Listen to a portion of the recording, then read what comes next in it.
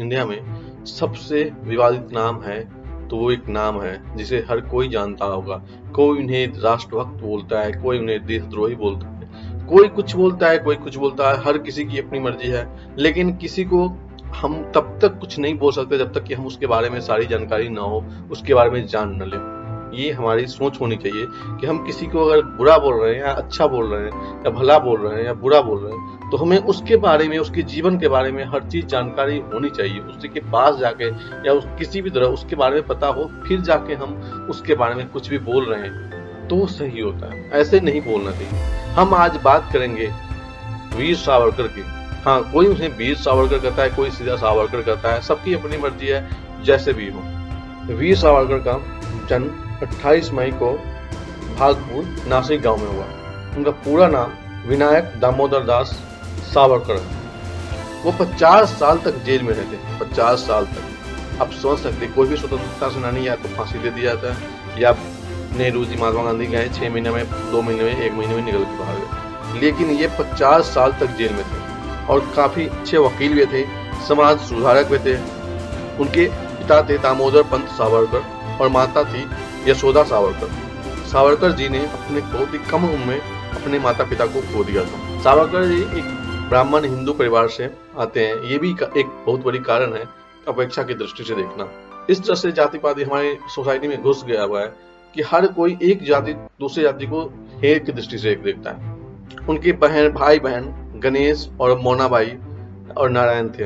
सावरकर बचपन से ही अपनी वीरता के लिए जाने जाते थे, इसीलिए उन्हें वीर सावरकर के नाम से पुकारा जाने लगा। उन्होंने फर्ग्यूसन कॉलेज पुणे महाराष्ट्र से बैचलर ऑफ आर्ट की डिग्री पढ़ाई की थी। उन्होंने बैरिस्ट्री की थी लंदन से। उन्हें इंग्लैंड से लॉ की पढ़ाई और स्कॉलरशिप की पेशकश की गई तो इंग्लैंड चले गए वहां पढ़ने के लिए। उन्होंने वहां ग्रे इन कॉलेज में दाखिला लिया और इंडिया हाउस में रहते थे। उन्होंने भी वहां पे भी अपने नेतृत्व में सभी वहां के स्टूडेंट को, वहां के छात्रों को भारत की स्वतंत्रता के लिए एकबद्ध किया और सबको आंदोलन के लिए और अंग्रेजों के खिलाफ लड़ने के लिए संगठन बनाया, जिसका नाम दिया था फ्री इंडिया सोसाइटी के नाम से उन्होंने संगठन बनाया। इंग्लैंड में अंग्रेजों के घर में जाके वहीं पे पढ़ते थे और वहीं पे अंग्रेजों के खिलाफ एक संगठन बना दिया।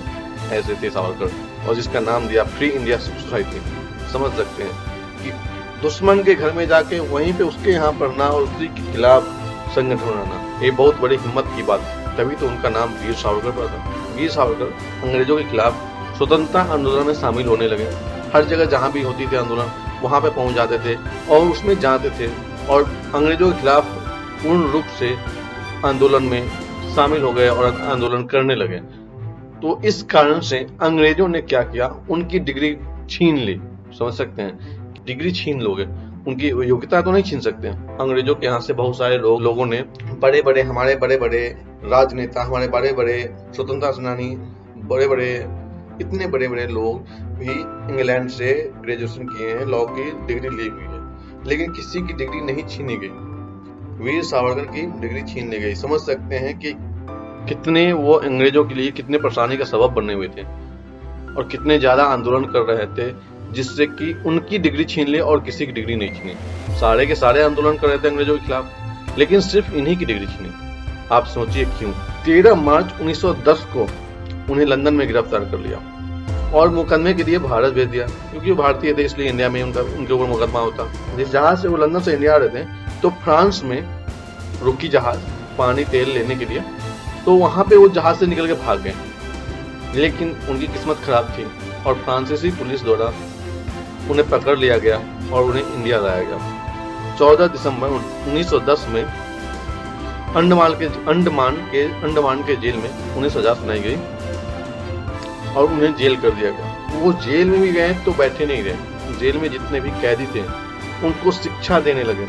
ये भी सही बात है, वो 50 साल तक जेल में रहे, लेकिन हालांकि उन्हें बाहर निकालने में गांधी जी, तिलक, सरदार वल्लभ भाई पटेल ने मांग के निकाला गया 2 मई 1921 को।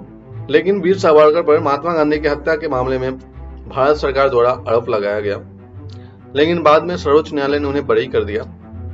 26 फरवरी 1966 को 83 साल की आयु में सावरकर पंचतंत्र में विलीन हो गए और अपने पीछे कई विवाद छोड़ गए। वीडियो अच्छा लगे तो लाइक करें, सब्सक्राइब करें, शेयर जरूर करें। Thank you.